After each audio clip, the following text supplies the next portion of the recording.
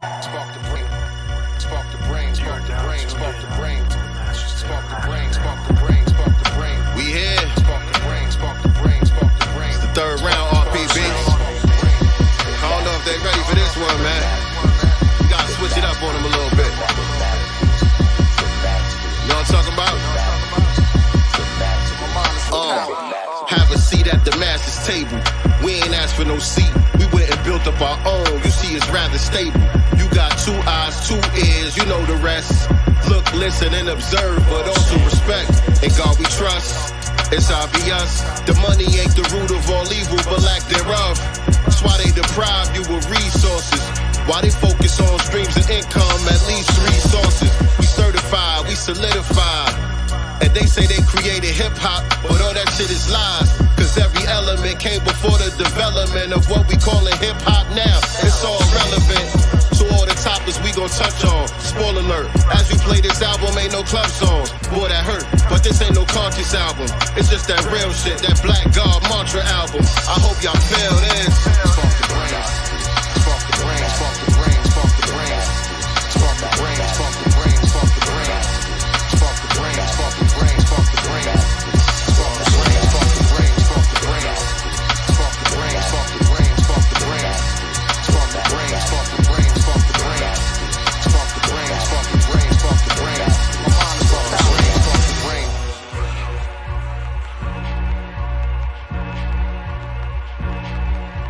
The masters, the masters, the masters, the masters.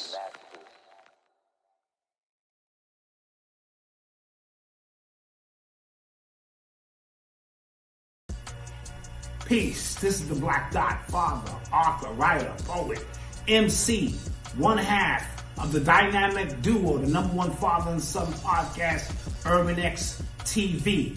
I am super excited about the new release, The Master's Table, by Sincere Love the God and RP Beats. This album is going to be crazy.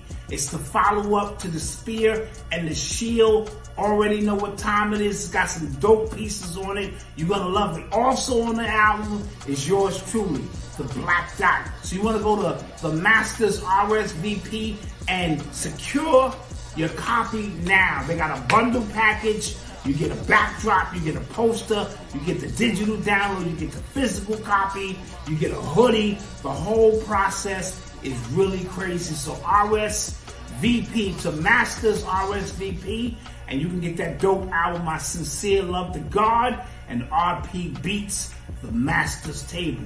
You will never be disappointed at how dope this project is going to be. Peace. Masters, Master Elements.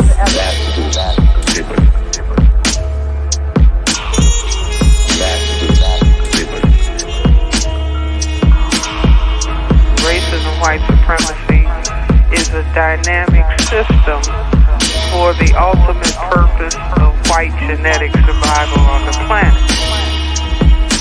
White supremacy.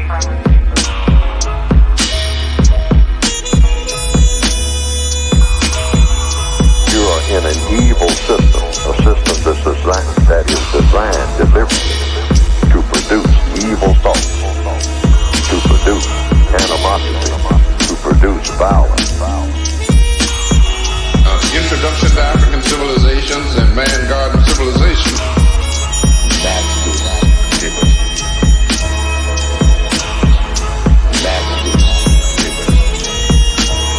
Master Elements.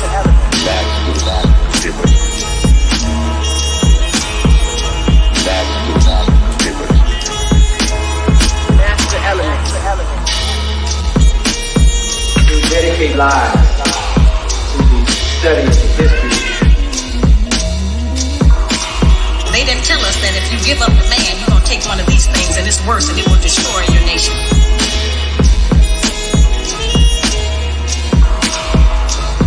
The right way is clearly distinct from error.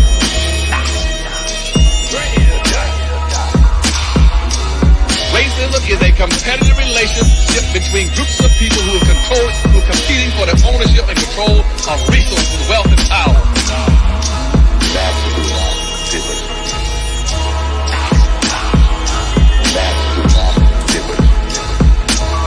Master elements.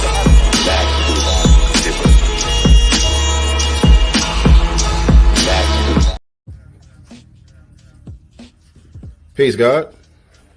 Hey, Dad. He's so good. Hey, man, I got you a new book. A new book? Check it out. Check it out. Let me know how you like it. I'll be back. Man, this Bitcoin, this Ethereum ain't doing nothing for me right now, man. Gotta find some new investments. Peace, God. What you doing? Peace, God. It's good. I think this book is kind of inappropriate. Inappropriate? What's up with it? It's inappropriate because look at these. LGBT. Oh, man, I'm sorry about that, God. I accept your apology. Man, it's a shame, man. You can't even find no decent books for you nowadays without having to have these difficult conversations. I have an idea. Maybe we should make a series of our own book. A book series? That is a good idea. 7 volumes. 7, I get it. 7 volumes. What should we call it? 7 the Super Hey-Roo. Perfect. 7 the Super Hey-Roo. And then maybe we could even make some bundles of it once we get to volume 3. Oh, see, now you're thinking like a businessman. I like that idea, man. A foundational Black American children's series. Perfect. Visit www.godcastbooks.com and pre-order your book today. Do for self or suffer the consequences. The wisdom of Elijah's inside of the conscientious. So I move. All right, we here. Better late than never. Yes, indeed. What's going on, everybody? Welcome to another episode of Sincere Love the Godcast. I am the God Sincere Love, here once again with my lovely co-host, Nicety Girl. What's going on with you? What's good? Y'all getting plain face today. That's what we did. I got some clear lip gloss on. My lips ain't ashy. That's it.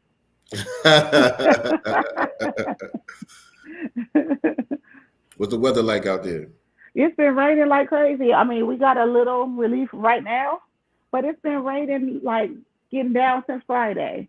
So I don't know what's up with this whack crap here in Cali, but yeah, it's been going down. It was like lazy. I got out yesterday though a little bit. We finally booked the hall for my son's champagne party for his prom, so got that done. And then we went to the movies to see Creed 3, which I recommend. It was great. And it was just too wet. It was a really good movie. The storyline I felt like was really great. It was they both what's his name? Michael B. Jordan and the other dude. I cannot think his name, so I'm sorry. But it was just a great, I think. Yeah, I mean, great acting. The movie was really dope. The movie was really, really dope. I loved it. Yeah. And I like the way it ended too, because it gives you a sense of what may be happening next with the storyline, because it could go on. You know, not necessarily with Creed, but in another way. But it was great. It was really, really great. The theater we went to, first of all, I waited till yesterday morning to look for tickets. Every theater literally was sold out. All showtimes. I was like, dang, this movie's going to do great, number one. We finally found a theater out of our area with a seat that we could get. And that whole theater was packed with us. And I love that. Like literally with us. We showed up and showed out, I would like to say. I don't know what it looked like as far as, SBAs, in other areas, but where we were, which is out of my area, it was all of us in there and then sold out. It was hard to get these tickets. It was hard. That's what's up, man. You know, it's a dope franchise. I'm looking forward to seeing Creed 3 and all of that. You know what I'm saying? Shout out to Michael B. Jordan, Ryan Coogler. And I think the brother's name is Jonathan Majors. I think that's his name. Great actor. He's a great actor. Yeah, but you see, he's going to be playing Dennis Rodman. Yeah, and I love to see how they're going to make that. Because honestly, he's a muscular dude. Like You know, they have to be in shape for this movie. You know, I'm talking about he's big, and Dennis is obviously tall and lanky, kind of. You know what I'm saying? Yeah, they you know. They don't figure it out though. Yeah, I mean, it may work out. But yeah, the bodies that he and Michael possessed on this movie now, they got in shape. I saw that though. I was like, you know, why are we making a movie about Dennis Rodman anyway? You know what I'm saying? You know, but Dennis is a legend. Yeah, he a legend. It's a lot of legends that play basketball. Like, you know what I'm saying? True. Dennis Rodman is legendary for a lot of crazy stuff. Being a spectacle to a certain degree. True. You know what I'm saying? And so I'm just like, you know. Where they going with it? The dresses, the nail polish. Because he set it off. You know, which is funny that you mentioned him, because when Dennis Rodman was doing the dresses and the nail polish and all this stuff, why didn't anyone really put him on the moist train? We did. I don't remember saying that. I'm just saying, and you know, honestly, I don't feel like people really called him moist because he was always connected to a lot of, I guess, high profile at the time white women. That was his friend, by the way. Right. But I remember Carmen Electra. Was on Howard Stern's show talking about how she be strapping up on dude. Yeah.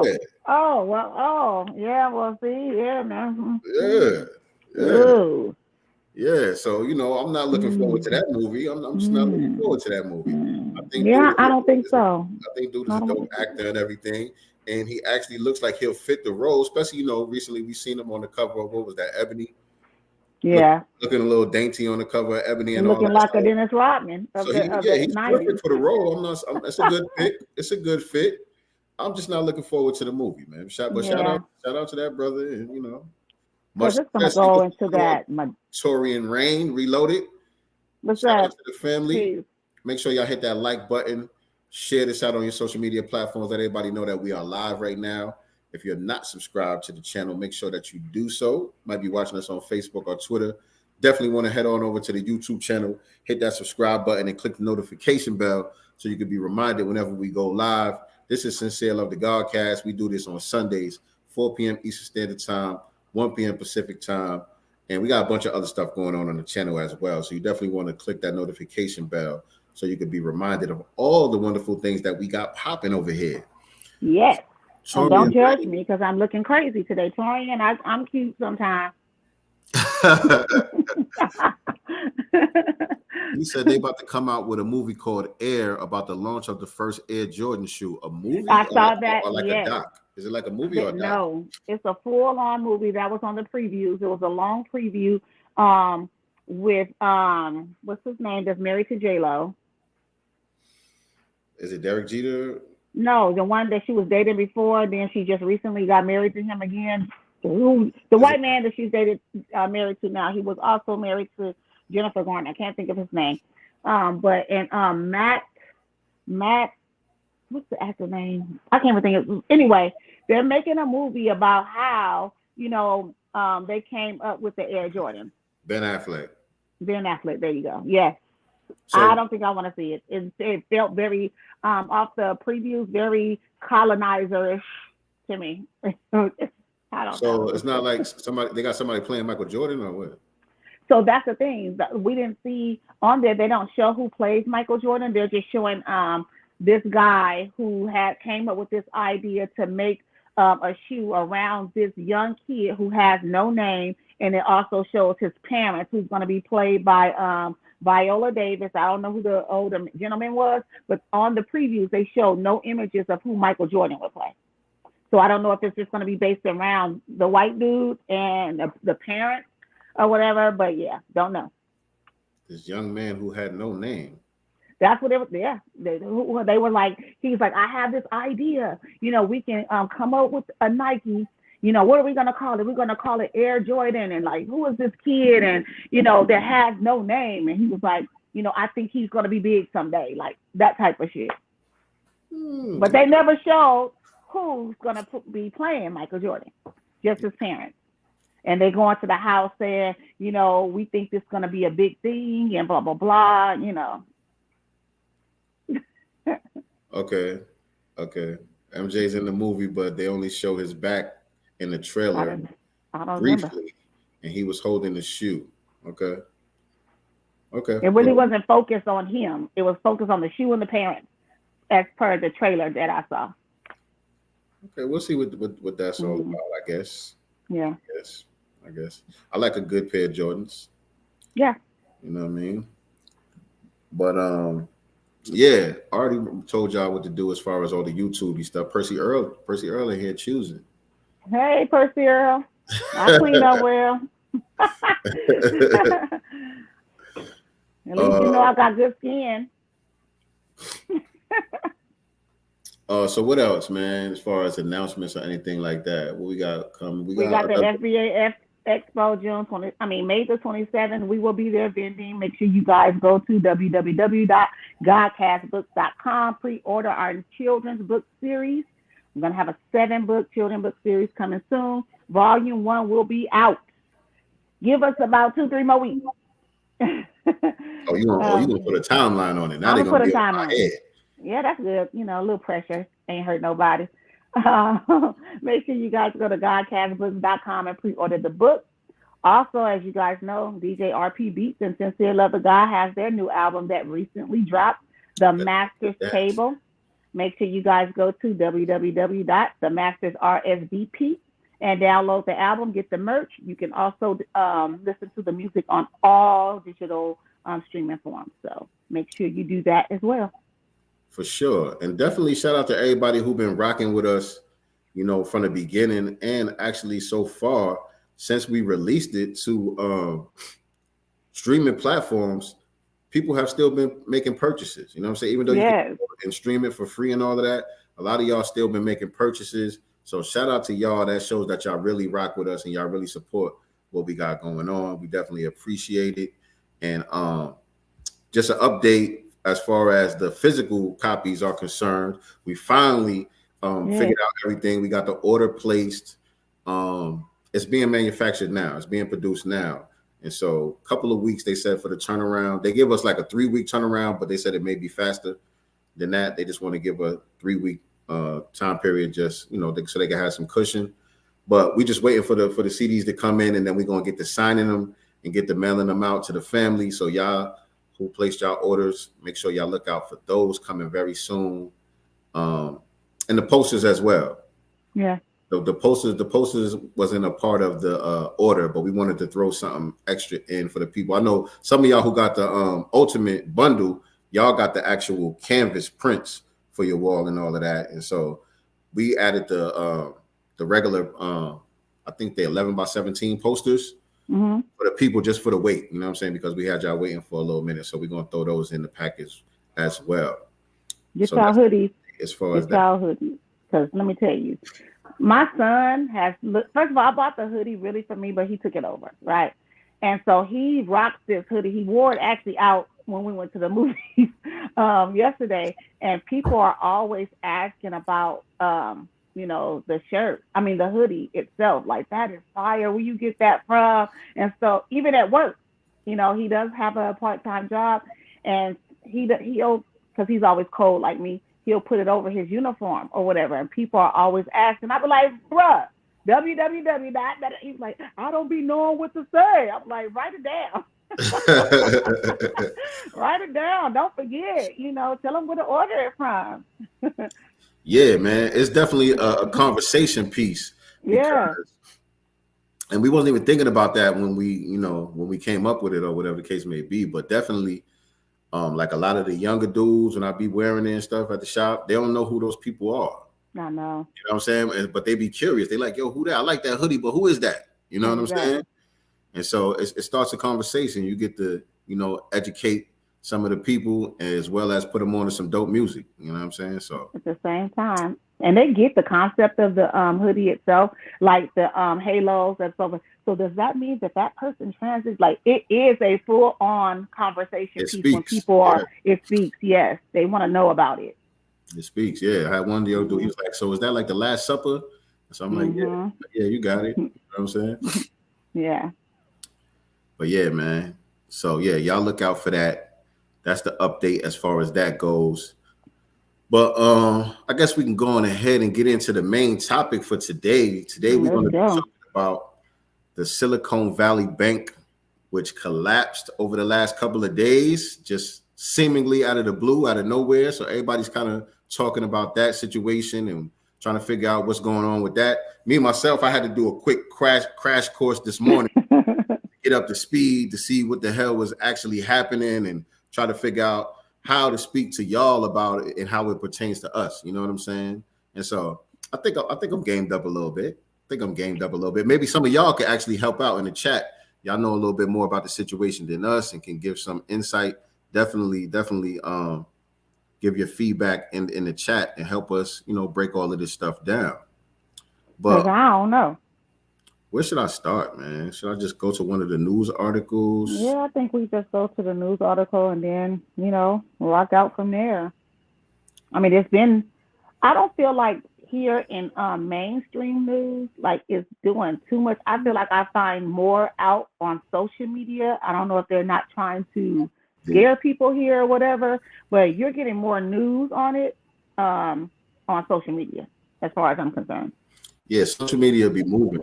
And then the mainstream, they gotta take their time to figure out their angle. You know what I'm saying? Right. They gotta see what's already being said and spread on social media and figure out how they're gonna spin it. You know what I'm saying? But and let me know if I'm glitching up because I got a couple of tabs open. No, we you're should not. Be good. All right. So here's how the second biggest bank collapse in the U.S. history happened in just 48 hours. This is CNBC right here. Bullet points. The company's downward spiral began late Wednesday when it surprised investors with news that it needed to raise $2.25 billion to shore up its balance sheet. This was a hysteria-induced bank run caused by VC's Ryan Falvey, I think is how you say his name, a fintech investor of Rested Ventures, told CNBC. All told, customers withdrew a staggering $42 billion of deposits by the end of Thursday, according to California regulatory filing. Now, those who remained with SVB face an uncertain timeline for retrieving their money. So, let me stop sharing that real quick. So what they're saying is over 90% of the accounts had more than the 250,000, which is insured. Most banks, they insure up to 250,000. But the majority of the people who have money in those accounts had way more than that. They had millions of dollars worth accounts. And so only 250,000 is insured. So as soon as they heard this news, everybody starts withdrawing money. Did y'all see the people that were in line, by the way? Right. Right. People going up there. The manager at the bank, I think that was in California, right? Yeah, it was in California, but it was only white people and Asians in line. Of course. And this is what I was going to say. You know what I'm saying? This is the reason why it's like I was trying to figure out, okay, how do we talk about this? Because, a lot of this is affecting startups. The immediate effect is going to be on these technology startup companies, which had the majority of their funding through this bank. And a lot of that ain't us. You know what I'm saying? A lot of that ain't us. A lot of that, like you said, is whites and Asians out there in Silicone Valley with a lot of these startups and all of that. But it creates a spiral effect. You know what I'm saying? Let me see. I have a feeling there's going to be a lot of leaps of faith come tomorrow. What you mean by that? Yeah, elaborate. See what happens when the colonizers has dominant control on every damn thing. Facts. Yeah. So elaborate what you mean by that statement, though, Brother Toria. But yeah, and so people start pulling their money out left and right to the tune of billions. Nobody wasn't coming in to save this bank or to try to bail them out or anything like that. And so, what was it? The Fed took over and basically renamed it and took control of everything. They took control of everything like overnight. And so now that bank basically no longer exists. You know what I'm saying? And so let me see. They're already talking about bailouts. Yeah, they saying they ain't bailing them out. But what they did was, because I wanted to find something that break it down in real simple terms so that I could understand it and also help other people understand it. And so I was Googling around, trying to figure out the basics of what took place here. And so I found this, which I think is real resourceful. Y'all probably can't see that, but here's a summary and bullet points that a 5-year-old should be able to understand. So a bank called SVB got a lot of people's money to keep safe in 2021. SVB wanted to make money off of this money, so they bought some investments called mortgage-backed securities with it. These investments were supposed to make SVB more money in the future, but something unexpected happened. The government raised interest rates. A lot. This made SVB's investments worth less than they used to be, so the bank lost some money. SVB had to sell some of their other investments to make up for the money they lost. Some people got worried when they heard about this and started telling other people to take their money out of the bank. This could be bad because if too many people take their money out at once, the bank might not have enough money to give everyone their money back. So all of the people who are left with their money in Silicone Valley Bank right now don't really know if they're going to be able to get it back, how they're going to be able to get it back, or when they're going to be able to get it back. Because again, only 250,000 of it is insured. You know what I'm saying? Them white folks was lined up too out here. And so we end the era of technology. You know what I'm saying? And so these are big tech companies and startups that's being heavily affected. So that's going to have a ripple effect across the entire economy. And so the seed of it was from those interest rates. You know what I'm saying? Those interest rates being raised. They trying to act like we're not in a recession, but I believe that we are. We are definitely in a recession. And again, I work in the financial industry right now. And so I was telling Sincere before we had gone on what happened on Friday. I was just out. I usually work from home. I've been working from home for 3 years, but I do go into the office monthly. You know what I mean? And so I was just on my lunch break, and I started getting calls from other coworkers and stuff about what was going on in the office, and they claimed we had a breach. But this is like during the time that this situation was going on, and I didn't know it. I had no idea. So, end up leaving, going home, come here, and I see this. My coworkers are sending me this stuff or whatever. Even right now, we're just kind of on standby as far as if the breach is over or whatever, if we should even work tomorrow, basically. And I was telling him, I wonder is all this connected because rates have gone up so much. It has affected a lot of the business that we do on our side where I'm at, to the point where people don't want to borrow at all. It's bad. It's been real bad too. Yo, I just caught on to what Tori and Ray was trying to say. He said, I have a feeling there's going to be a lot of leaps of faith come tomorrow. So literally, some of these people are going to be jumping out of windows. Yeah. That's what Tori and Ray trying to say. Oh, because they don't know how to eat beans. Exactly. They don't know how to make some chili beans and cornbread. Yeah. Yeah. They don't know about Feb sandwiches. That's a fact. You know what I'm saying? They don't know what a crock pot is, and making enough to last and freezing it, you know what I'm saying? So you can thaw it out and eat it later. They don't know. Yeah. And the thing is, these people, everybody try to act like they just such hard workers and they got it out the mud and all of that.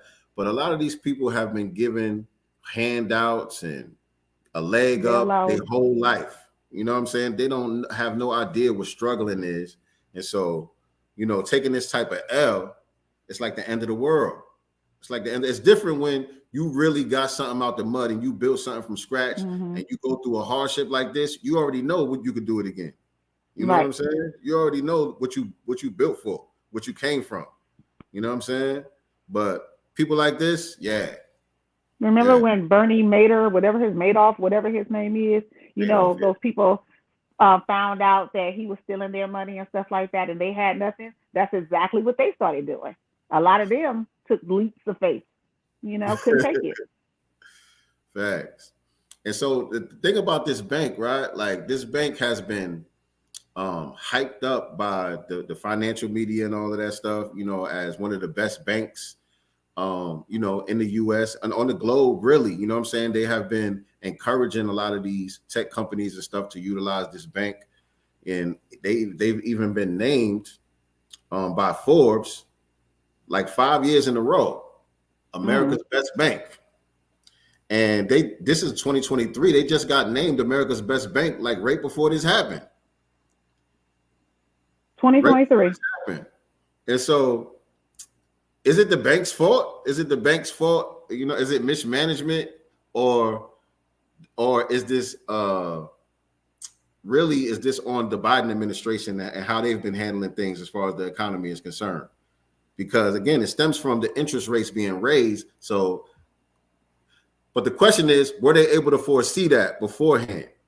I think they're always able to foresee it, and a part of this is it ties into a lot of all that bailout. They've got to figure out a way to get all this money back. My thing is, we already know that you guys can just print money, so go print some. Just go print some. Yeah, but I'm saying that's the government. That's not this bank. But they're part of it. They can't just print no money. You know what I'm saying? But the thing about it is, like I said, the question is, did they know? Yeah. And so that brings me to this point right here. And hold on, because they got a lot of pop-ups on this joint right here. But there, what's his record? Greg, he's stocks just days before the failure. Do I got it up? No. Let me put this up.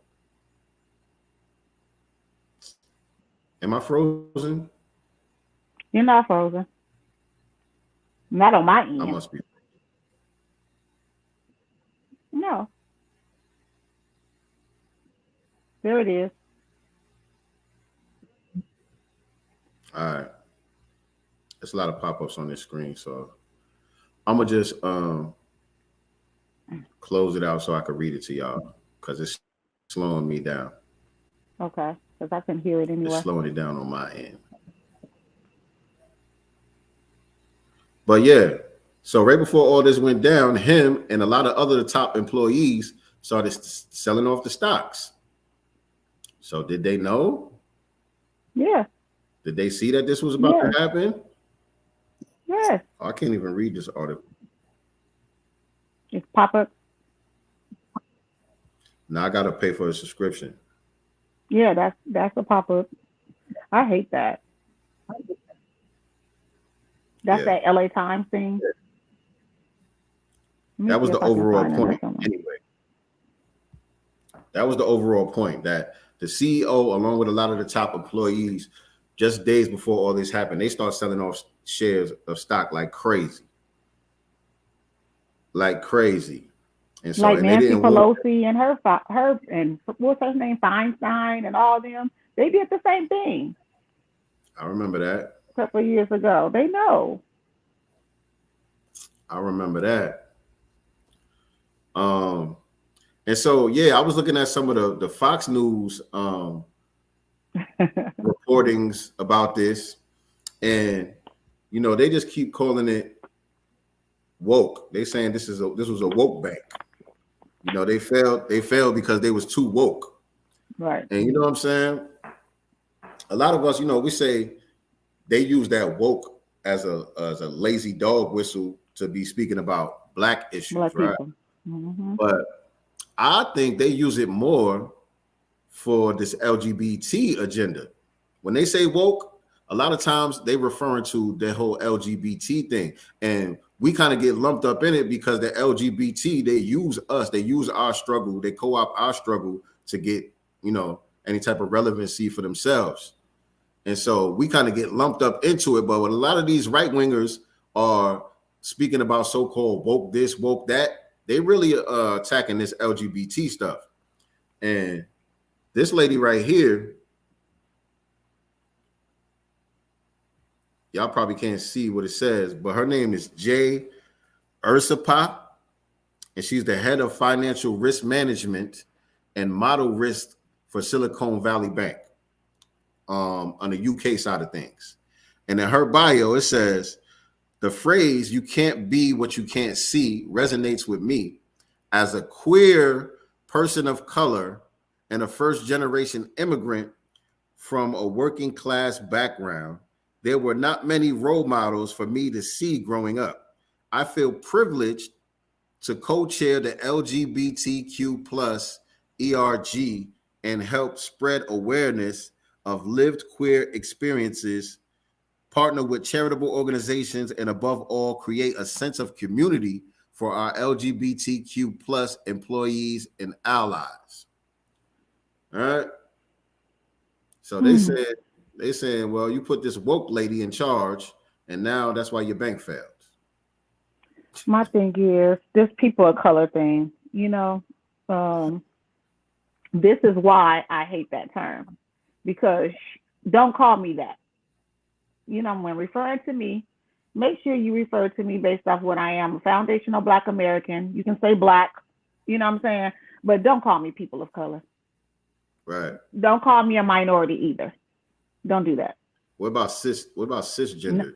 You know what? I can't stand that term either. And I think people, us, you know what I'm saying, when we're talking or using their terms, I don't think that we are in full understanding of white supremacy. You know what I'm saying? And them also being a part of that too. You know what I mean?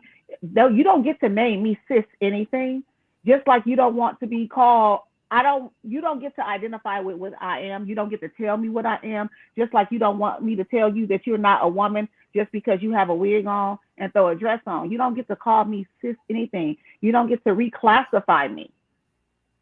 I don't like that. And I don't think that some Black people understand what it is that these people are doing.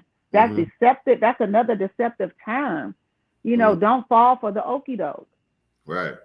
Right. You kind of going along with it by utilizing those terms. You going along with the whole agenda, this whole new reality that they're trying to bring into existence by using their terms. Using their terms. And also, this is because a lot of people don't want to offend them, but they're offending you.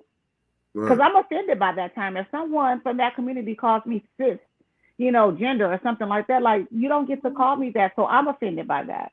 You know, but again, we want to go along and get along. And unfortunately, it's some people that, you know, have to work alongside of those people. But my thing is, yes, we're going to work alongside of each other, but respectfully, right?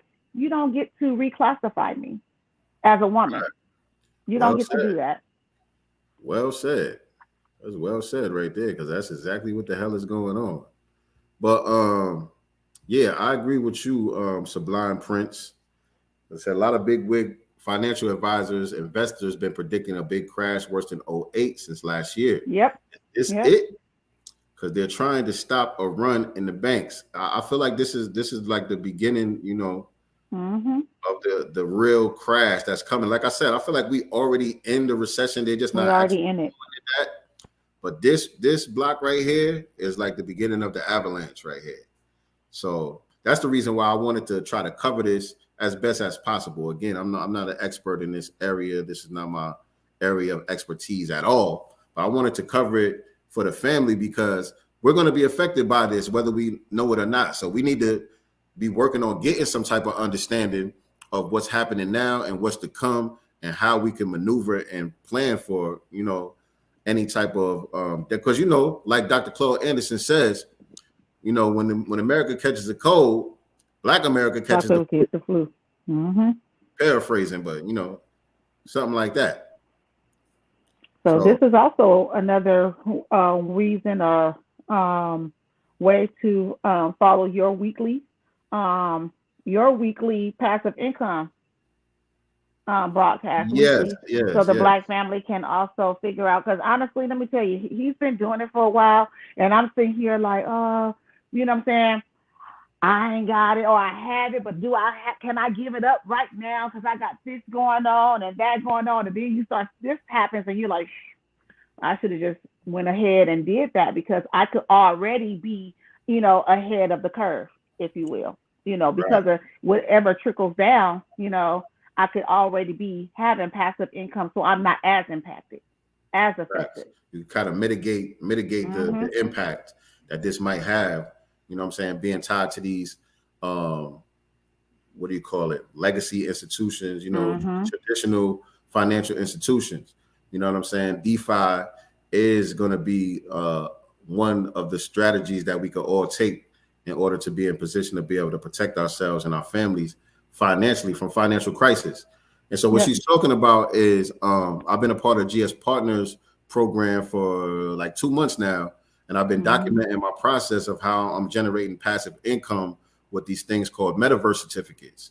And so there's a playlist on this channel that you guys can check out to get up to speed about that. I'm actually going to go live tomorrow to compound my certificate sometime tomorrow. I don't know what time, but it's due to be compounded today, actually. You know what I'm saying? But I'm going to wait till tomorrow so that way I can try to be consistent with doing it on Mondays. That's what I'm going to try to do. But yeah, you know what I'm saying? That's one way that we can start positioning ourselves to be able to, have some type of cushion, some type of safety net for ourselves. You know what I'm saying? But, of course, everything that we do has a level of risk to it. So you want to do your due diligence. You know what I'm saying? You want to get gamed up. But something that you said, when you said, I'm not ready to give it up and whatever, I understand. Be waiting. The thing that I try to get people to understand is you're not giving anything up, right? You're creating an account and you're depositing your money into your account. You know what I'm saying? You're not letting go of any money. You're not making any purchase. You're actually creating an account on the blockchain and you're depositing your funds into your own account. And while your funds are in that account, it's actually working for you at a faster pace than it does in any of these traditional institutions to be able to create that residual passive income. But you're not really giving up anything. So that's kind of like the shift that we got to have. But yeah, that's really my understanding as far as what's going on right now. You know what I'm saying? Everybody continue to just be on the lookout for this. Keep your eye on this. Don't think this don't have anything to do with you or us. And just, again, get gamed up as much as possible. And put me on. Come back here and let me know whatever you learn. Right. Word up. But yeah, I think, let me see. I think that was all the angles that I wanted to touch that story on. I want to talk about, and we talk about this Harriet Tubman Monument in Newark, New Jersey. Yeah. So this is on CNN.com. Harriet Tubman Monument unveiled, replacing the Columbus statue in Newark, New Jersey. And the architect of this, her name is Nina Cook John, stands with the Harriet Tubman Monument she designed, titled Shadow of a Face in Newark, New Jersey. Now, I'm all for that. Say what? What I missed? It says the architect Nina Cook John stands with the Harriet Tubman Monument she designed, titled Shadow of a Face. Shadows of what? Shadow of a Face. I don't get the title. Okay. I don't get the title. And again, I'm okay, with, it's a 25-foot tall monument. I'm okay with monuments and things like that. That's great. You know what I'm saying? But we want reparations. The money that they put into all these monuments and building this stuff, that's great. But this does nothing to the foundational Black community, to get us out of the bottom 0.5%. You know what I'm saying? We need money. We need resources. Monuments are not doing anything. Half of us can't even afford a plane ticket or a bus ticket to go over there and see it. You know what I'm saying? So we need you to cut a check. And then we'll talk about these monuments. I agree with 1,000%. But I also like this.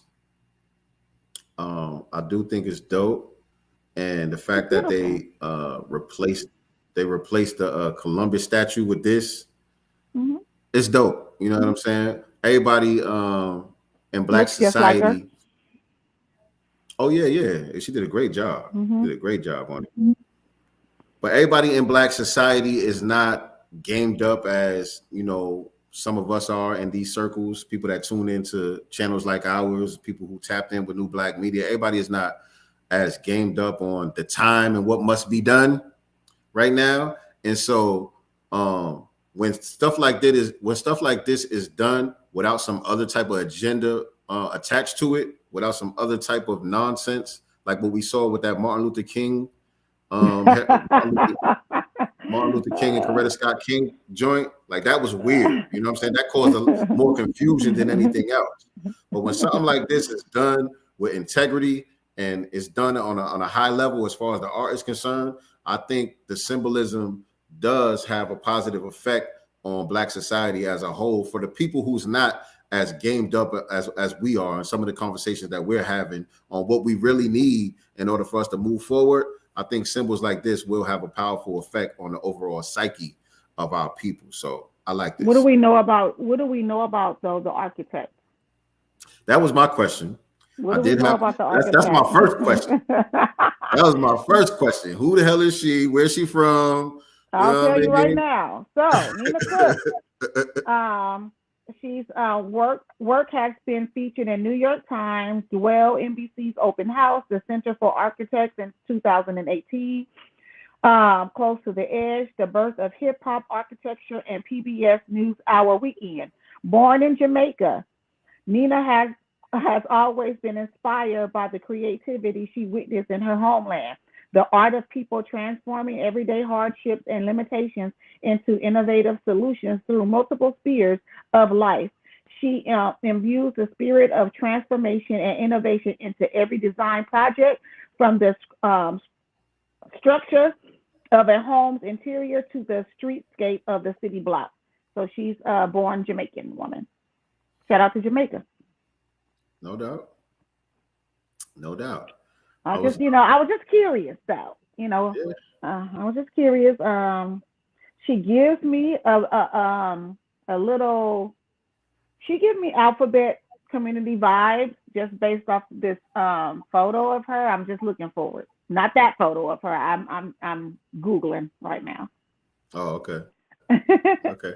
But but to be honest, that was the very first question that I asked myself, and obviously I'm thinking the same thing. Like there's some LGBT shit somewhere. It's coming around somewhere. And so when I read this article, this was the only article that I read, and then I didn't end up researching her to see anything about her. But from what I saw just on this CNN article, I didn't have a problem. You know what I'm saying? Right. It's cool. It's cool from what I can see so far. Yeah. Again, nothing. Not no big deal. Not no big deal. You know what I mean? Ain't nothing to celebrate. But all right, cool. Nice monument. Nice monument. Back to this reparations conversation. Right. Cut my check. All right, moving on. So, type shit. A white supremacist, I don't even want to say, I'll just say suspected white supremacist, Mississippi man sentenced to 42 months in prison for burning a cross in his yard to intimidate his Black neighbors. Yeah, I don't think you got to say suspected in this case. At this point, right? A Mississippi man was sentenced today before the U.S. District Judge Halil S. I don't know how to say his last name, to 42 months in prison, followed 3 years supervised release and restitution in the amount of $7,810 for burning a cross in front of his yard with the intent to intimidate a Black family. His name is Axel Cox. He's 24 years old, violated the Fair Housing Act when he used threatening and racially derogatory language towards his Black neighbors and burned a cross to intimidate them.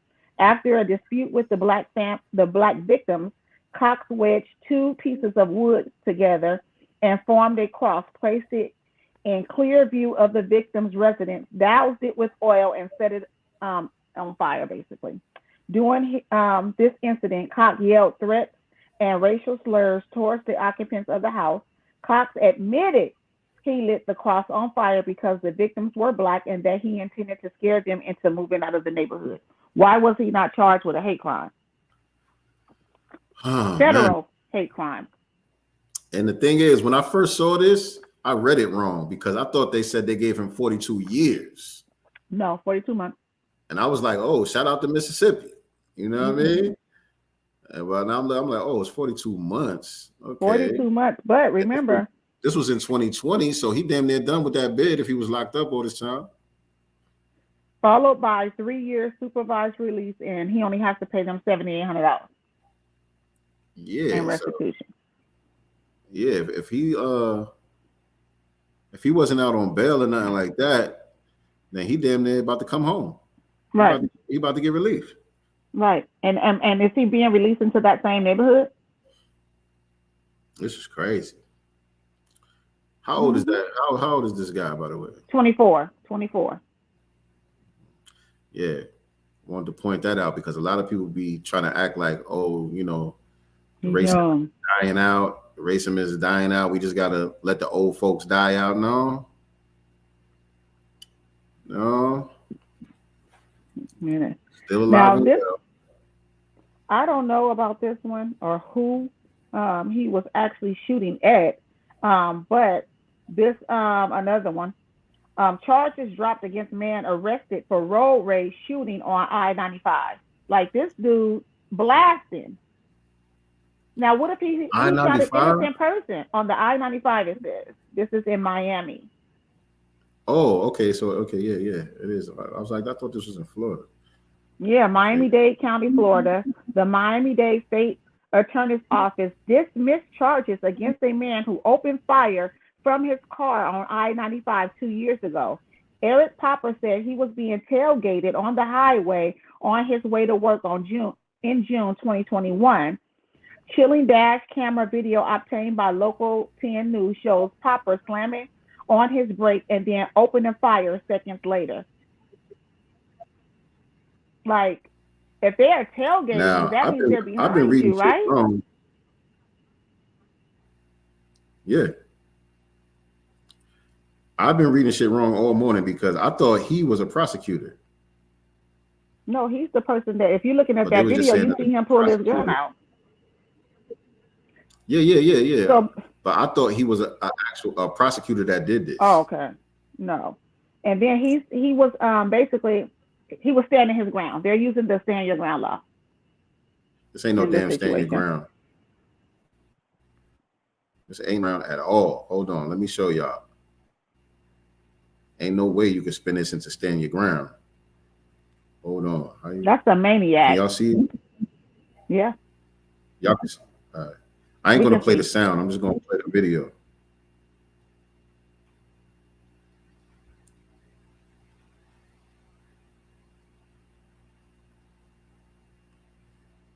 Oh, I saw a better video than this on Twitter, though. Hold on.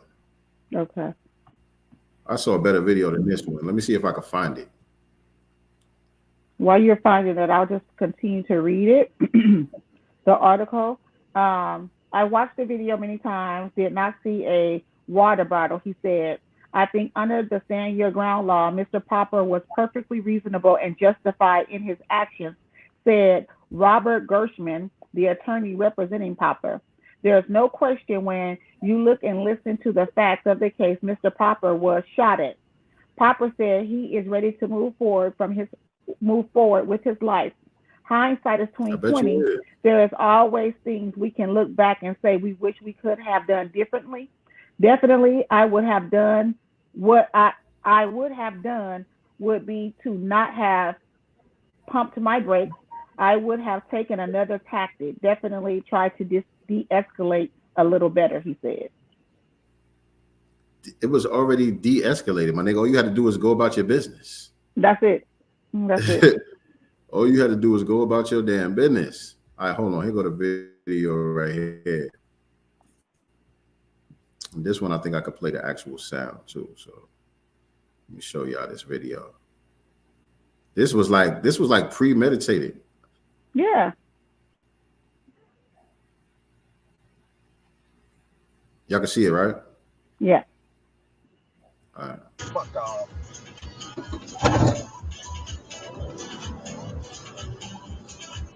Sound like he bumped into something or bumped over something. You got plenty of time to think about what you're doing. Yeah. You got plenty of time to think about what you're doing. You ain't in no type of danger. Nothing. Look, he planned it. Look. He's waiting for them to catch up to him. Slowing down.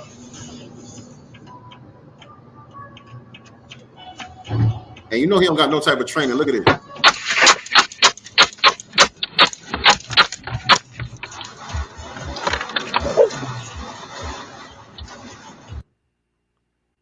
All charges dropped, y'all.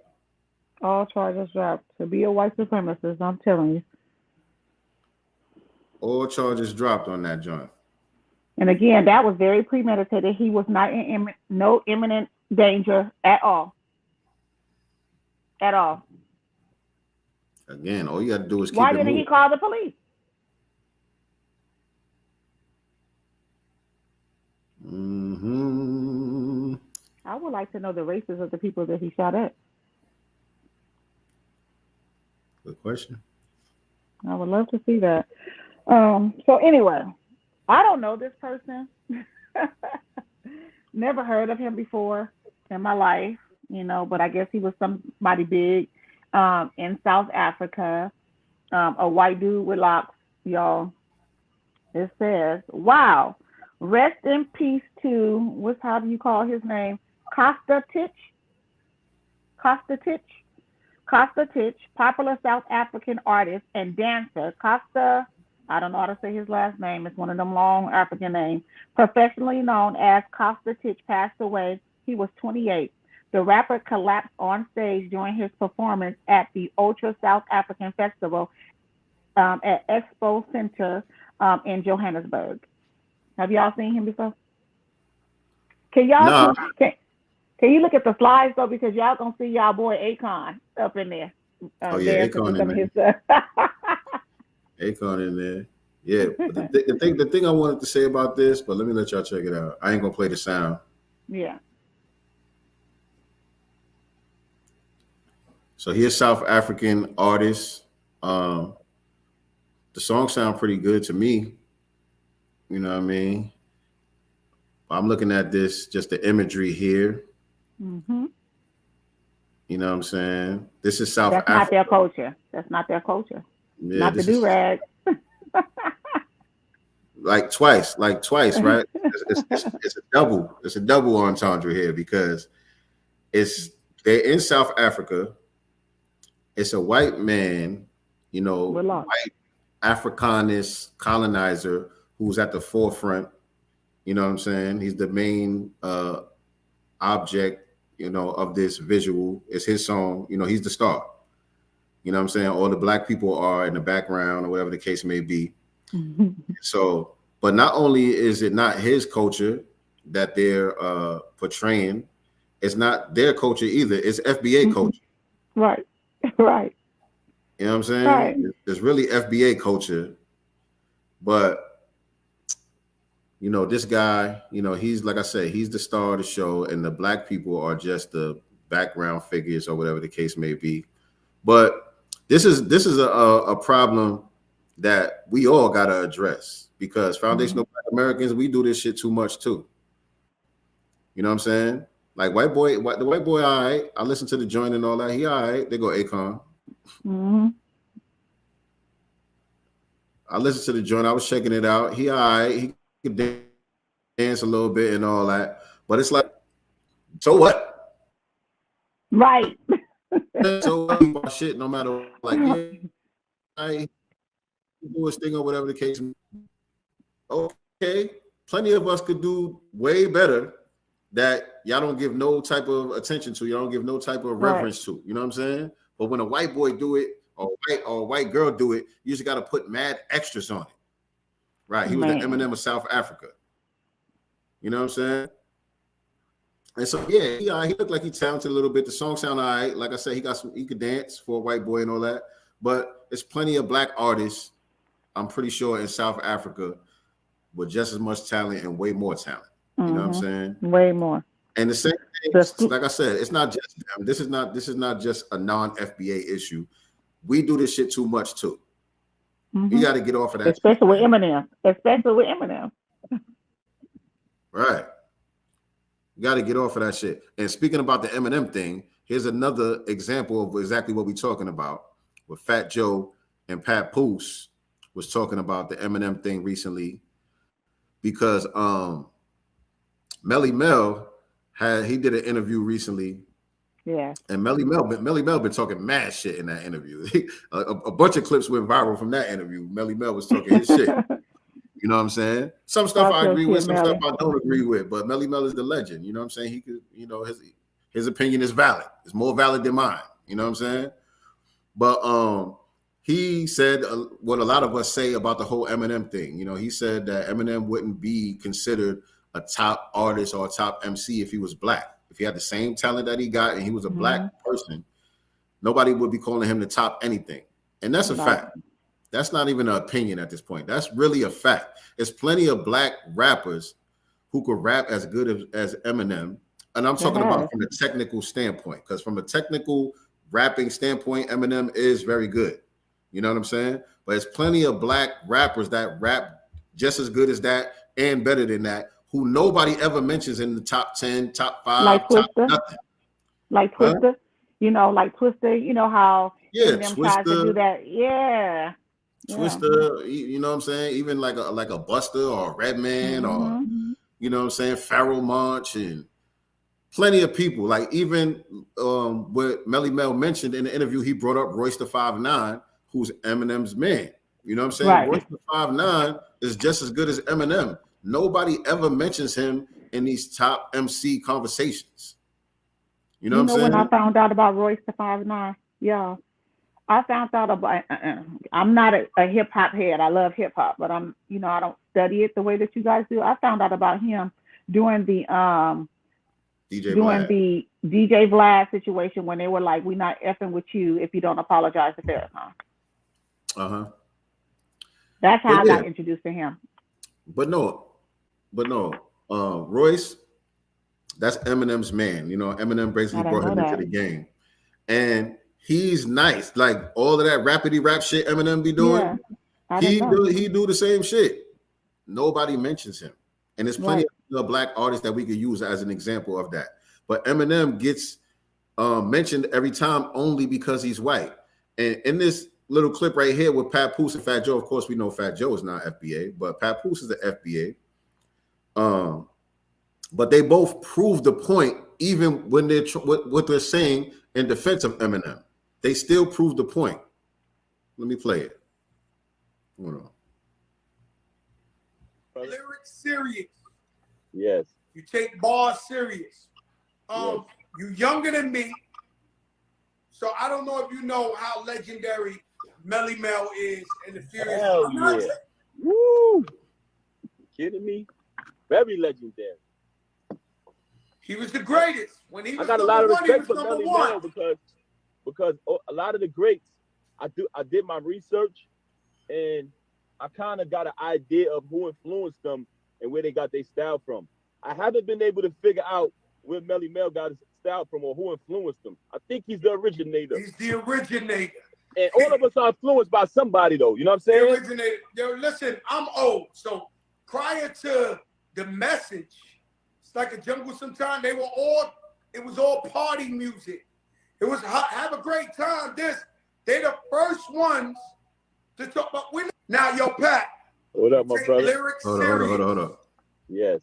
Debating he's beyond a legend. Beyond. Right? So I'm just trying to let you know that when I was young, he was number one. Right. Okay. People try to forget, and they, hip hop is all about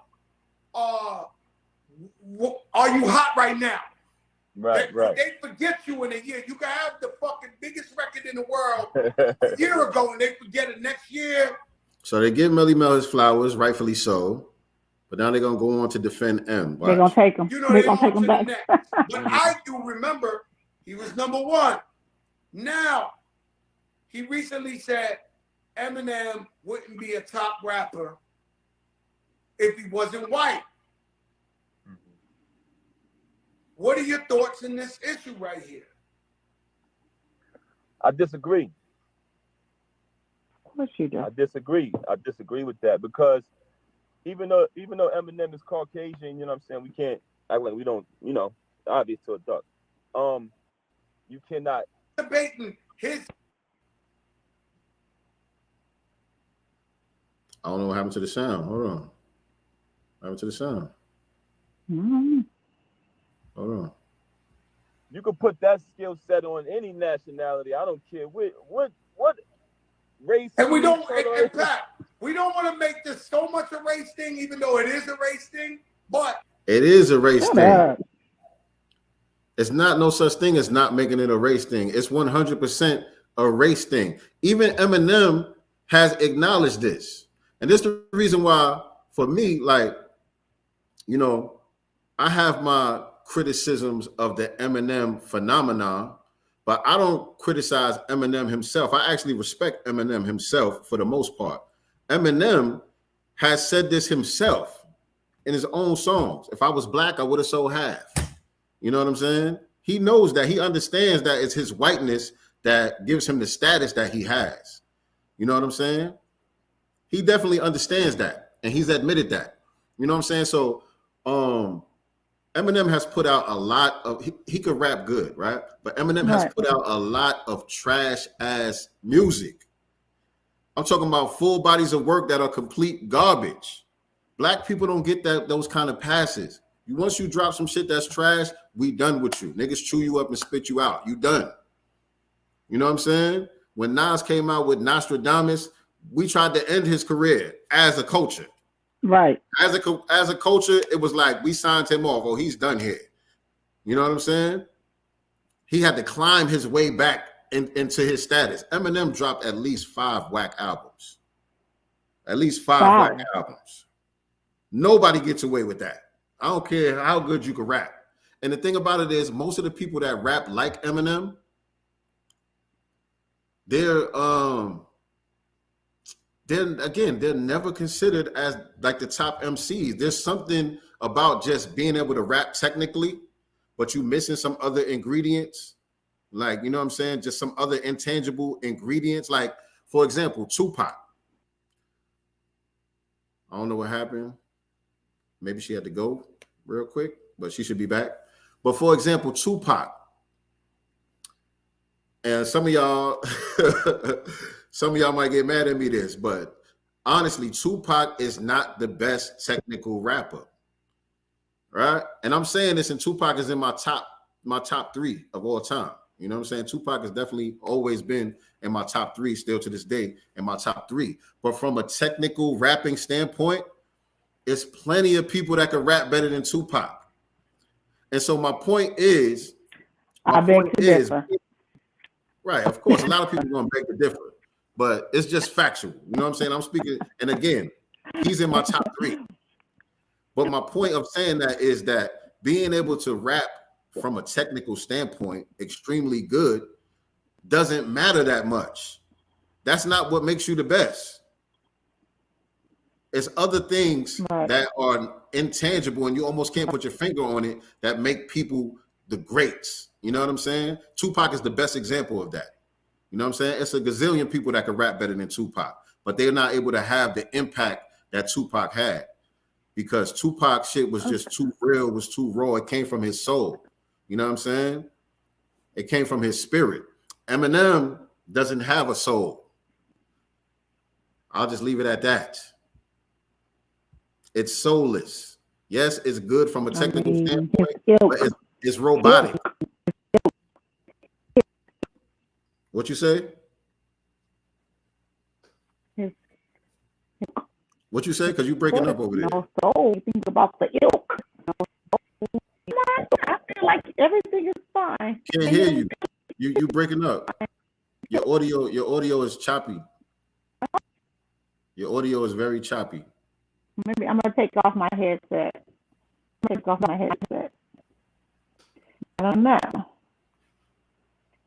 Settings, audio. Oh, but I didn't even play the part where they proved my point. Let me play that part. Go ahead, get your audio together and repeat what you said because we didn't hear you. Is that better? Yes. Okay.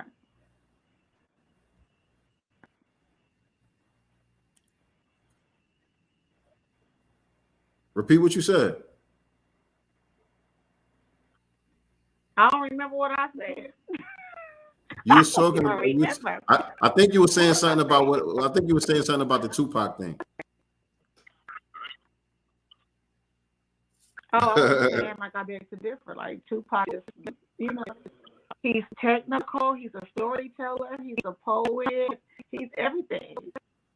Yeah, everything but technical. Has Tupac ever had a bad album? He's cool. No, and again, that's another thing that matters also. Like I said, Eminem could rap good, but he makes whack albums a lot. You know what I'm saying? And nobody listens to that shit. Real talk, nobody really listens to Eminem.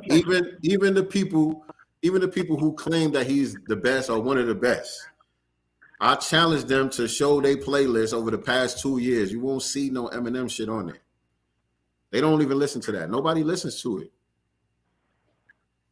It's not no shit that you want to ride around bumping.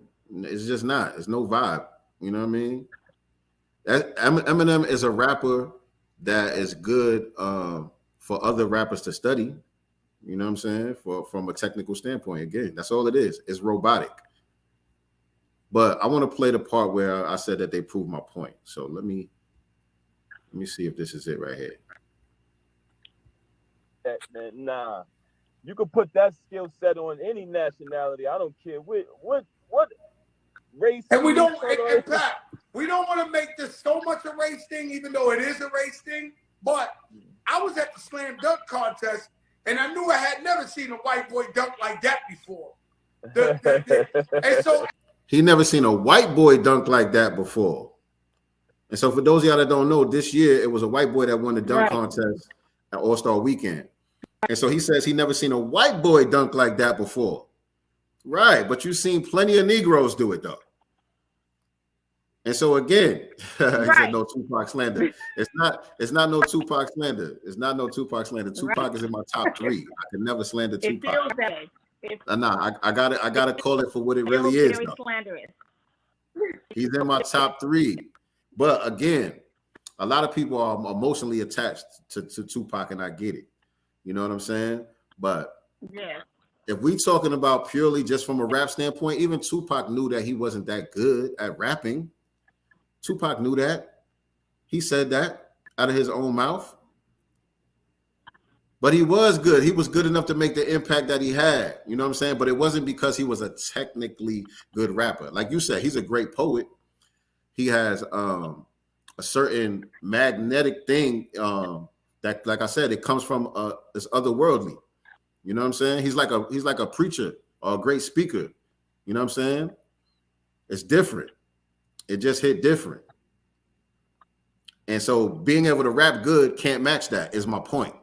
That, to me, what Tupac has is more important than somebody who could rap really, really good. What Tupac has is more important than that. So it's not slander. It's perspective, compartmentalizing. You know what I'm saying? It's two different things, but which one matters more? like cannabis. You think Tupac could rap as good as cannabis? No, but who cares? Nobody listening to no damn cannabis. You know what I'm saying? Even Papoose. Papoose could rap his ass off. Don't nobody put Papoose in no top nothing. I agree. That nigga could rap good. Why is that though? Since we're on that topic of Papoose right now, because I've heard him do several like radio shows, and he'll do freestyle, and I'll be like, shit, why the hell was Remy Ma in front and not him? I've always felt that way. Why is Papoose up there with the top? Because it goes with what I'm trying to say. Being able to rap good, it doesn't matter as much as people think it does.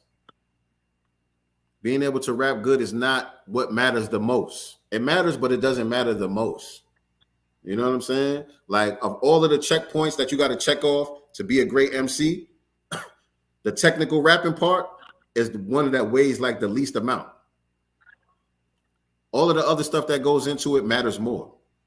And so you got people who could rap good, but there's no connection to the artists themselves.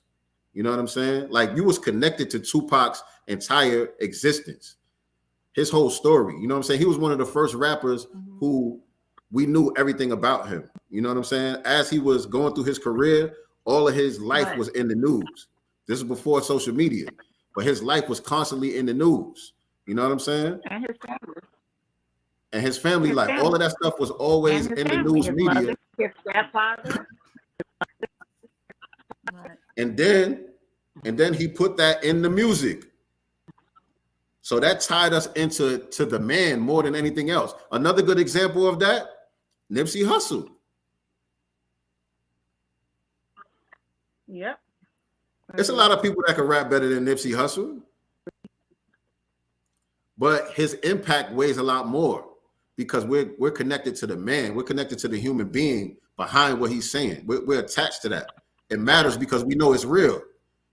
You know what I'm saying? It's not just somebody just rapping and it sounds good or whatever the case may be. When we hear it from them, we know it's real. Yeah, Pac is definitely the king, for sure. I hope y'all understand what I'm trying to say. But let's go. And while he was doing it, I realized my whole life has been based on basketball. Right. I never, in human eyes, from every park I've been to, from Brooklyn to Queens to everything, Right. I never seen a white boy dunk like that, so I knew it was his shoe. Right. Even Jason Williams. Right. So what they're saying is, they're proving my point, because what they're saying is, if a black person does it, no big deal. The same exact dunk. You know what I'm saying? A black person do the same exact dunk, it's another day at the park. But when a white boy get up there and do it, now you blown away. It's the greatest thing you ever seen. That white boy dunk. You know what I'm saying? And so that's the point. That's the Eminem effect right there. It's only because he's white.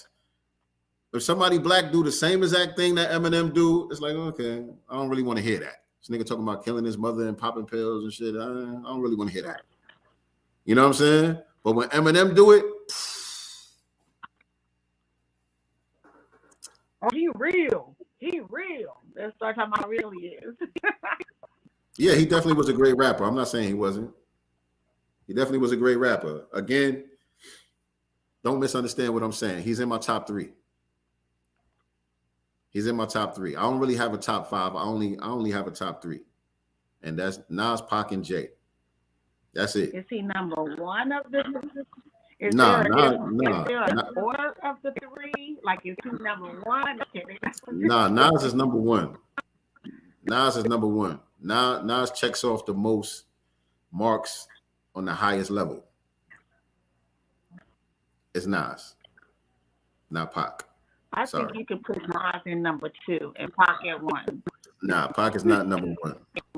He's number 3. Look, I'm about to see the comments blow up now. Now I'm about to see the comments really about to blow up now. Put him in number 2 of your top 5. Nah, yes. I can't do it. He was connected with his audience on all levels, unlike most rappers. Exactly. Yes. I'm from the West, and Pac is number 1. Okay, I'm not mad. Look, anybody who says Tupac is number 1, I don't argue with you. I don't argue with you. Any of those 3 that somebody says is number 1, I don't argue with you.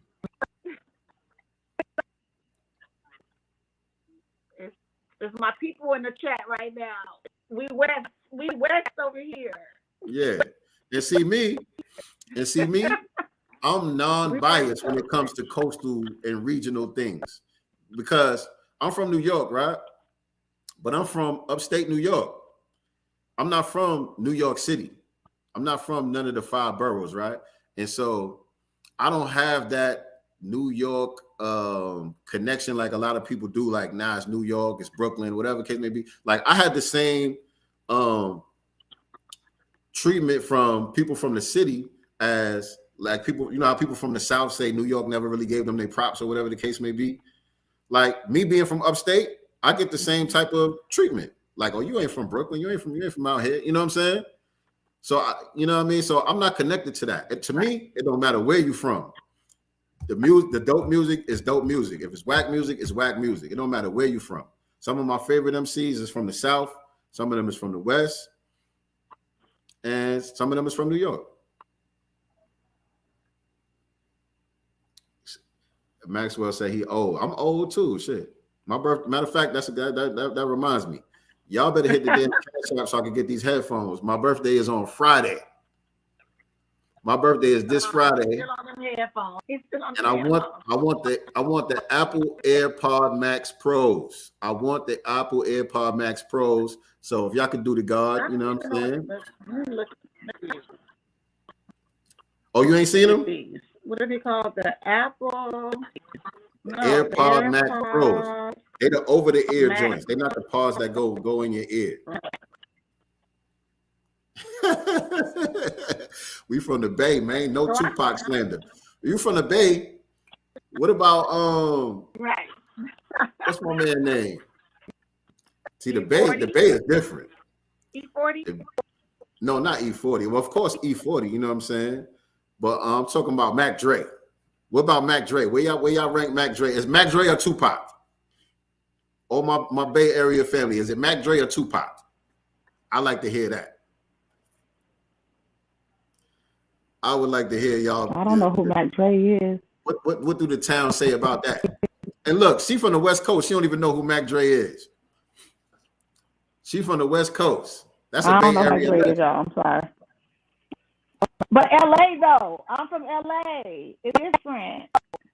Yeah, see, but Tupac, even though he really from New York, he was more of a Bay Area representative than anything else. Some chick named Star got E40 in her top 3. I ain't mad at you. I used to hate E40 back in the days. I had to grow to appreciate E40. Why? I used to hate E40. I thought he was like the worst rapper at one point, but he not though. He good. But I had to grow to appreciate him. I had to grow to appreciate different sounds from different regions, I guess. So what say the Bay about? With Emilio says Mac Dre, so he's choosing Mac Dre. So Mac Dre over Tupac. That's interesting. Mac Dre over Tupac. That's interesting. Okay. Listen. I know who Mac Dre is. Oh, he's deceased. Yeah. I know who Mac Dre is, but I don't know his music like that. I do not know his music like that. I just know who he is. I know he a Bay Area legend. Tupac albums are timeless. Absolutely. Absolutely. Okay. Shout out to the town. Music come on in the car.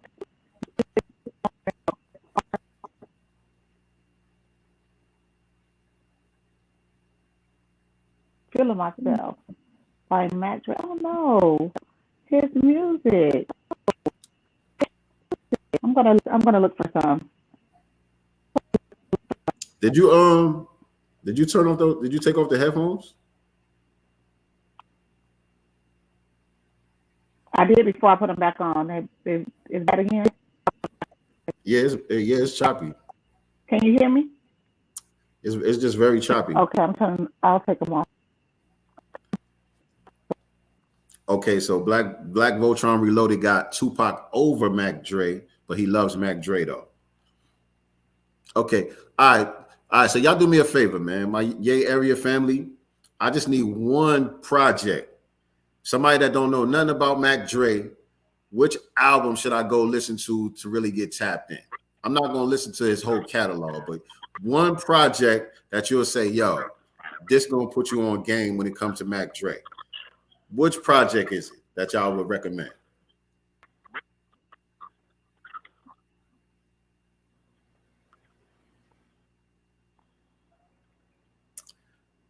Because I'm gonna keep it real with y'all, man. You know what I mean? For me, I'm into lyricists more than anything. Even though now I can listen to a lot of different stuff, but I'm into lyrics more than anything. Hell no E40 slander, man. No, I appreciate E40 now. I'm just saying, when I was younger, nah, E40, I couldn't deal with E40, man. I appreciate E40 now.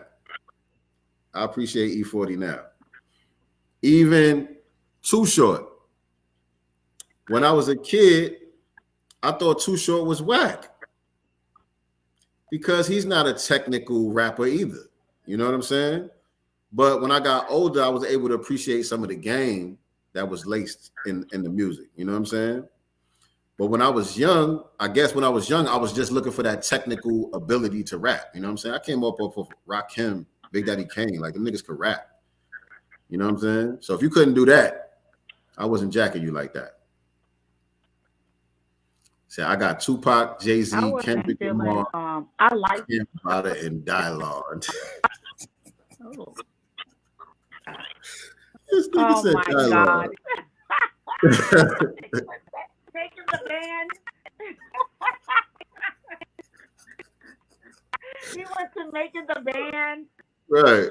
Dialogue.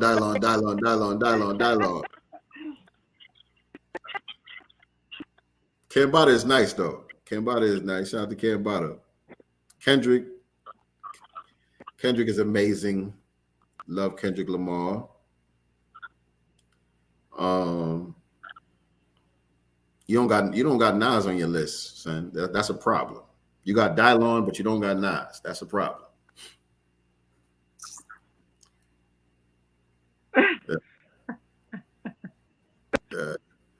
I don't know, man. I wish. I'm never like the biggest Nas fan. He had some stuff that I like, obviously, but I was not like cheering for Nas like that. Like, am I missing something? Yes, you are. Yes, you are. Nas. Like, all seriousness. No, for real. Nas is the greatest MC of all time. He really is. And the thing about Nas is, he came out that way. You know what I'm saying? As a teenager, he was already master level MC. You know what I'm saying? A lot of other MCs, they had to grow into, becoming master level. Nas, Illmatic, is just certified, solidified. It's considered to be the greatest hip hop album of all time. That's his first album. He was a kid when he wrote that. That shit is being studied in some of the top Ivy League schools right now. They study Illmatic. You know what I'm saying? He's more than just a rapper. You know what I'm saying? He's like Shakespeare of our time. And I got to use Shakespeare, but he's the most notable, you know what I'm saying, that everybody would know what I'm talking about with that type of comparison. But yeah, it's different with Nas, man. I first Mac Dre at the festival at the lake. He sold me his tapes and I told him that it better be good. Otherwise, I wanted a refund. Which album should I listen to? Y'all still ain't tell me that. It took Nas a while to hit in the West. I could see that. And see, New York get a bad too. I didn't hear Nas on the radio. You know what I'm saying? They didn't play Nas on the radio here. So how most of us got in, because we did come from the K-Day areas. I know Tariq talks about that a lot.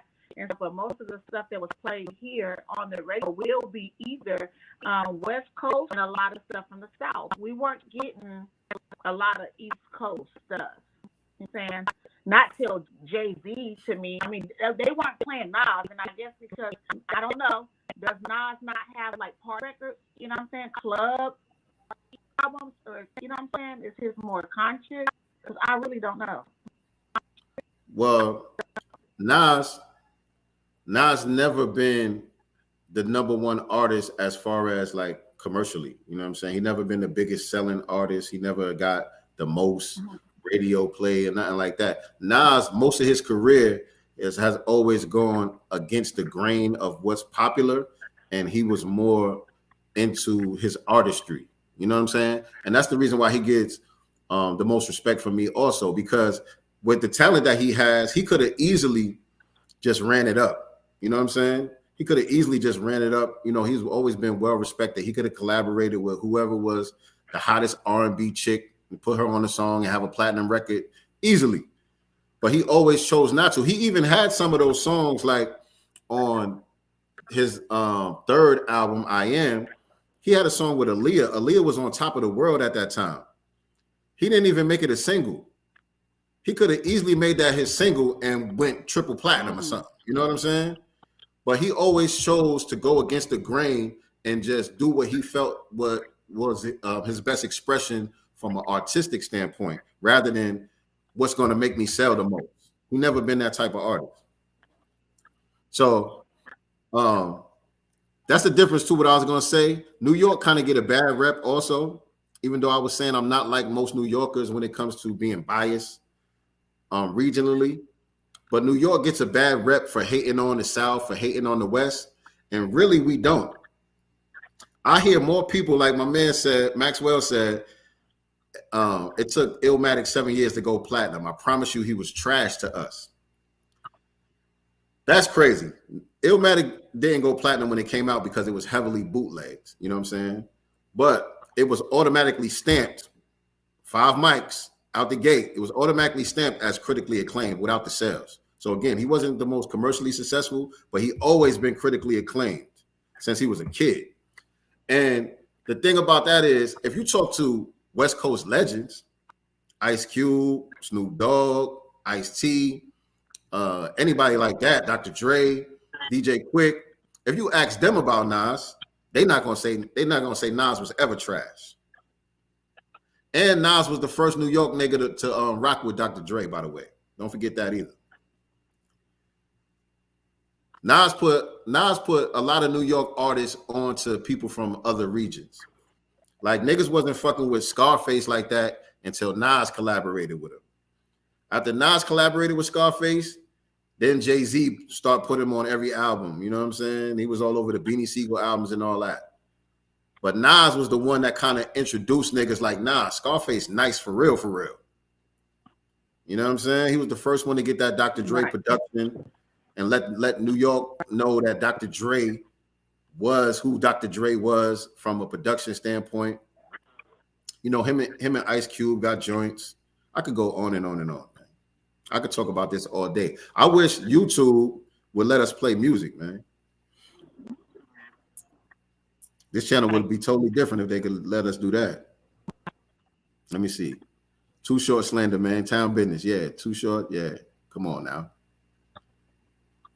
I didn't feel Nas till If I Ruled the World. So that tells me that you into more of the commercial rap. You into more of the top 40 hit records type of rap. And I get it. You know, that's what the average listener, that's what they into. You know what I'm saying? If I Ruled the World. Okay. Yeah, I get it. Nas and Biggie got but good you're range also an artist, right? So as an artist, as a rap artist, do you think you hear things differently than someone such as myself that just listens to music? I definitely hear things differently as an artist, or maybe I definitely hear things differently, but I don't know if it's as an artist. I think it's just more so as a student of the game. Like I study, you know what I'm saying, the art form. And so, yeah, I do it myself. So I guess that plays a part in it too. But there's a lot of artists who never really studied the game. You know what I'm saying? And so they even me and them won't have the same type of outlook. But I definitely hear things differently because I know how to trace things back. I could listen to an MC and I could tell you the root of where they got their style from, even if they don't know. They probably don't even know where it came from. Like I said, if they didn't do their due diligence, but I could give you the root of where that cadence come from because I studied it. You know what I'm saying? And so I understand how we got to where we at from where it all started. Average person doesn't understand that. And so I get it. You know what I mean? I respect everybody's opinion and who their favorites is and all of that. But I'm the only one that's right.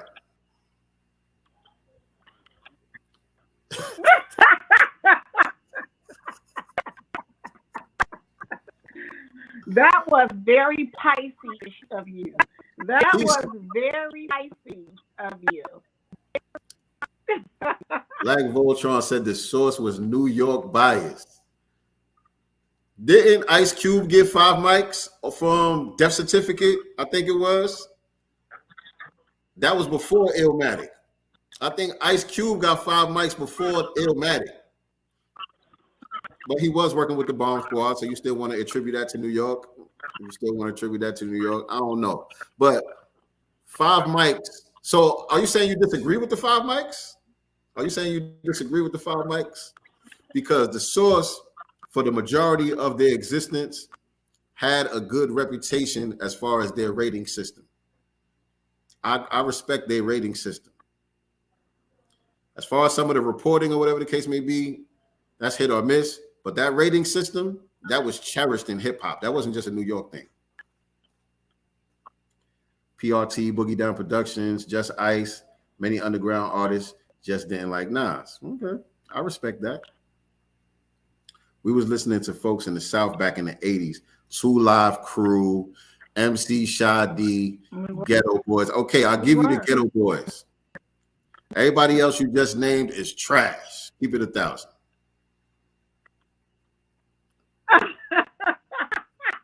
At rapping.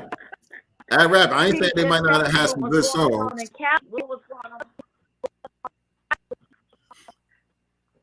Nicely. Was you listening to 2 Live Crew and MC Sha-D? First of all, 2 Live Crew, when they came out, I probably was in middle school. So listening to them, I had to sneak and do it. What I saw on them was like from MTV videos and stuff like that. I wasn't able to go buy it. I wasn't able to play it, with my mama there because of the content or whatever. But I was like in middle school. Of course. And I was even younger than that. Was I even in middle school? Yeah. I was even younger than that. But that type of shit played at the parties. I probably was in elementary. Yeah.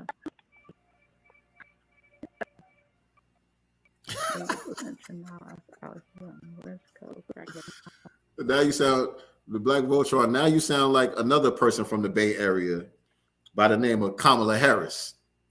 Talking about I was listening to Nas in the 80s. Nas wasn't out in the damn 80s. Now you sound like Kamala Harris talking about, ain't that right, Fife? She was smoking weed with Tupac. She was smoking weed listening to Tupac and Snoop Dogg in college. Ain't that right, Fife? All right, man. Listen, man. I'm about to get out of here, man. I ain't gonna keep doing. I got too much West Coast people in the chat today, man. Too much West Coast people in the chat, man. I ain't fighting with y'all, man. They know who to follow. Look, y'all got it, man. I can see the argument. You know what I'm saying? Tupac is number 1. E40 is number 2. Mac Dre is number 3. What else y'all want? Too Short is number 4. I don't know him. You don't know you know Too Short. No. Too Short is number 4. And who else? Who else y'all want? Dylon is number 5. There you go. That's the top 5 right there. That's the top 5 right there. Tupac, E40, Mac Dre, Too Short, and Dylon. That's the top 5 right there. Y'all happy now? Now can you hit the Cash App now? I don't know Dylon. Who's Dylon? You know Dylon. Who's Dylon? We're making the band. Making the band? Yes. Oh, Lord. Yo.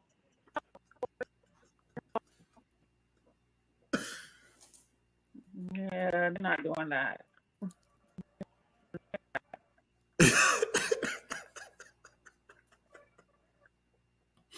Yes, Ice Cube, absolutely. Yes, Ice Cube is that nigga. Yes. Ice Cube is that Negro. Man. Oh, man. All right. That does it for today's episode of Sincere Love the Godcast. Hope y'all enjoyed the content, that we put out on this channel.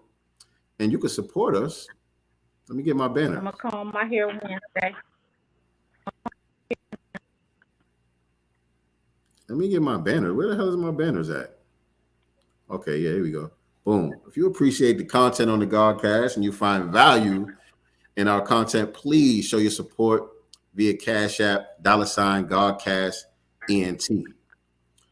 We'll be back here on Wednesday for the Black Business Showcase. That's 9 p.m. Eastern Standard Time, 6 p.m. Pacific Time. We got another Black business that we're going to showcase for y'all on Wednesday. Pick Me Godcast is next week. Oh, I know what I got to remind y'all. We'll be showcasing great towing services. Tuesday. Oh, yes, that's a one. 8 p.m. Listen, click that notification bell and set your reminder. Tuesday at 8 p.m. Right now. For the Masters Decoded series, volume 2. We're doing the song off of the album, The Master's Table, called Who Killed Malcolm? And my special guest will be none other than student minister, Dr. Wesley Muhammad. Will be pulling up to the Godcast this Tuesday to help me break down my song, me and DJ RP Beat song, Who Killed Malcolm? That's going to be a heat rock right there. That's going to be a heat rock right there. I got the preeminent scholar on the subject coming to help me dissect and decipher the lyrics from the song off of the Master's Table album, Who Killed Malcolm? A lot of people have been hitting me up about that song, by the way. A lot of people, that's the main song I get hit up about. So who killed them then? People hitting me in the DM. So what you saying then? Who killed them then? Tune in on Tuesday. Tune in on Tuesday, man. We got the Black God, Dr. Wesley Muhammad pulling up, and we're going to break that thing down. So that's it, right? That's it. We'll be here Wednesday. You got that on Tuesday.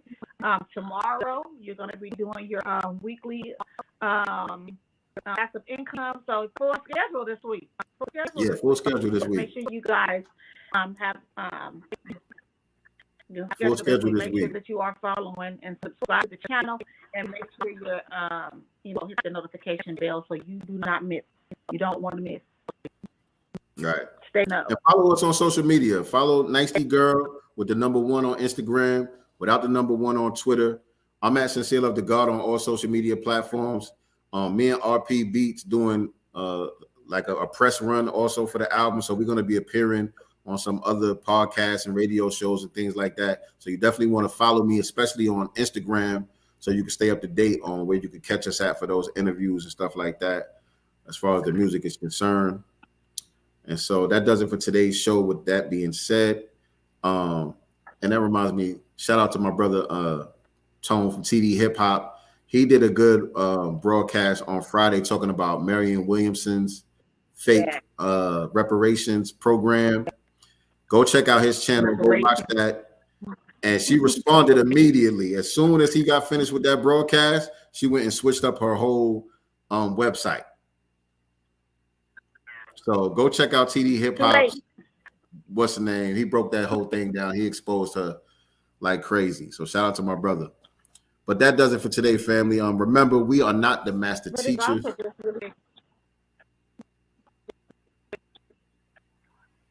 I wish we could hear what the hell you were saying. And signal. You can't hear me still? No. Or am I delayed? It's delayed and choppy. Am I delayed? And choppy. Oh, I don't know what the hell. I was repeating you. Oh. We are not the master teachers, family, but we are the master students and signal boosters for the voices of the new Black media. Peace and Black love. Most resilient, we poster children of prophecy fulfillment. We gotta be God's